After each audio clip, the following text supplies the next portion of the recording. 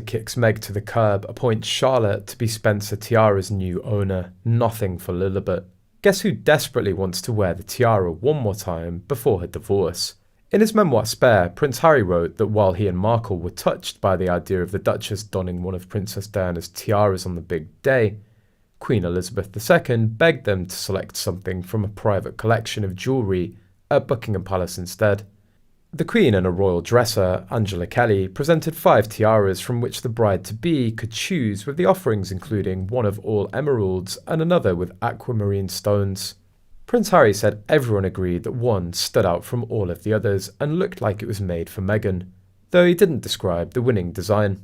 1 week later, when the couple inquired with Kelly about borrowing the tiara for Markle's test with a hairstylist, which Kate Middleton had advised was an arduous process involving sewing the veil to the headpiece and placing it in the exact right location on her head, Harry claims Kelly went silent.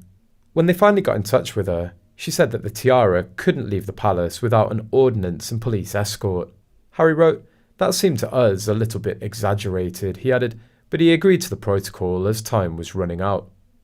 Last week, Charles, 9th Earl Spencer, and his wife Karen, Countess Spencer, started Spencer 1508, a web series that documents their maintenance of Althorpe House, the family estate where Princess Diana lived as a teenager, and was buried after her death in 1997. For the last few months, the series has showcased Karen's attempts to revive the estate's walled garden, which used to be a source of fruit and vegetables for the kitchen, along with flowers to decorate the house. On Friday, Spencer 1508 welcomed John Richardson, a groundskeeper of the estate for more than 40 years, to help Karen plan her renovations to the garden.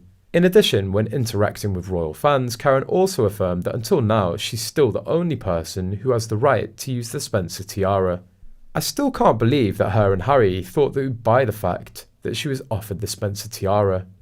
At this point it shouldn't, but I'm still astounded that Harry managed to live in British high society for 35 years and learnt nothing about how that stuff works. Meghan isn't a Spencer or a Spencer bride. As such, she wasn't getting a Spencer tiara. Clearly, if Harry hadn't been born into the royal family, he'd have been kicked out of high society for being an idiot. After King Charles, the Spencers were about to see one of their own, and eventually his heirs, on the throne. We can all see how thick Harry is, but he can't actually have been stupid enough to think the Spencers would ever side with him over a future king who's also their blood relation. In Tom Bower's book, he made the point that when Harry tried to convince his aunts that Meghan was just like